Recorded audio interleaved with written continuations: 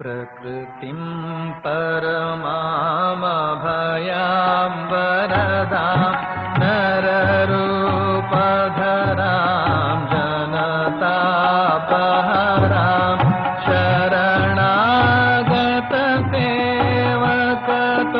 शरणागतसेवकतोषकरी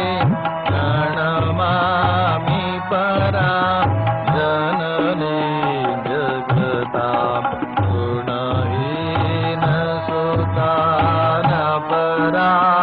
अपराधयुतान् कृपयाद्य समुदर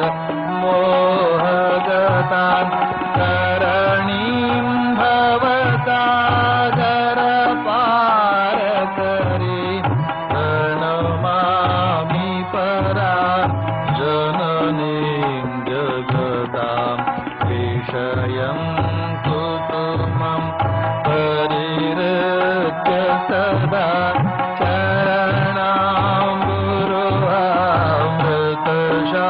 चरणाम्बुरुहामृतशान्तिसुधां दीपभृङ्गमनो भवरोगहरां प्रणमामि परां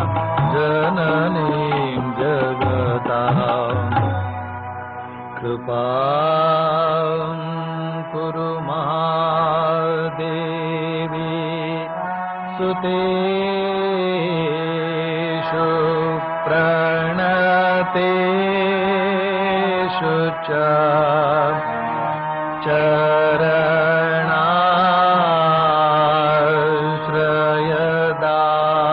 चरणाश्रयदानेन कृपामयि नमोऽस्तु ते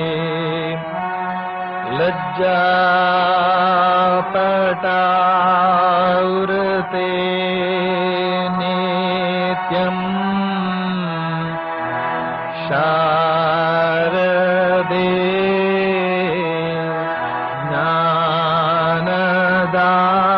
ज्ञानदायिके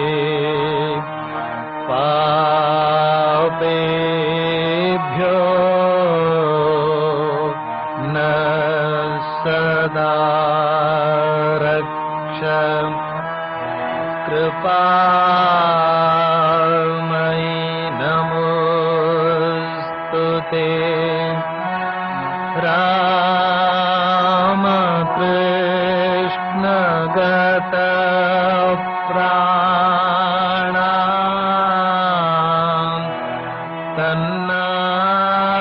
तन्नाम श्रवण प्रिया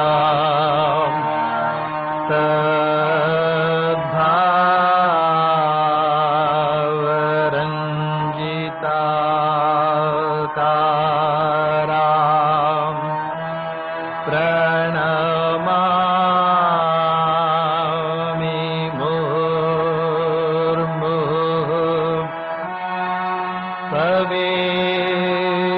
पवित्रं चरितं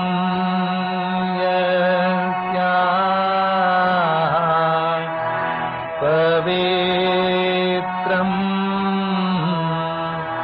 जीवनं तथा पवित्रता स्वरूपिण्ये तस्यै कुर्मो नमो नमः देवीं प्रसन्नां प्रणतातिहन्तीं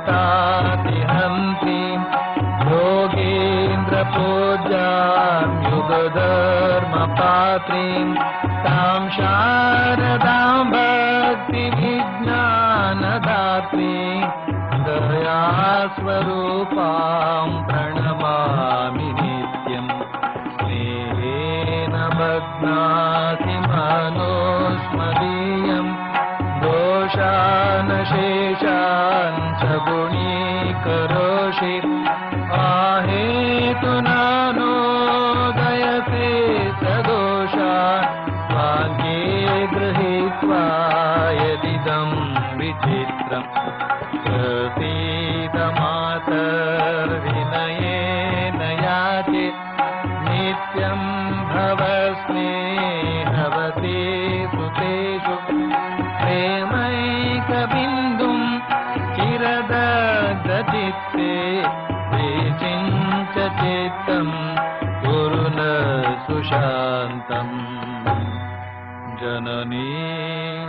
शारदां देवीं रामकृष्णं जगद्गुरुं पादपद्मे तयो श्रित्वा प्रणमा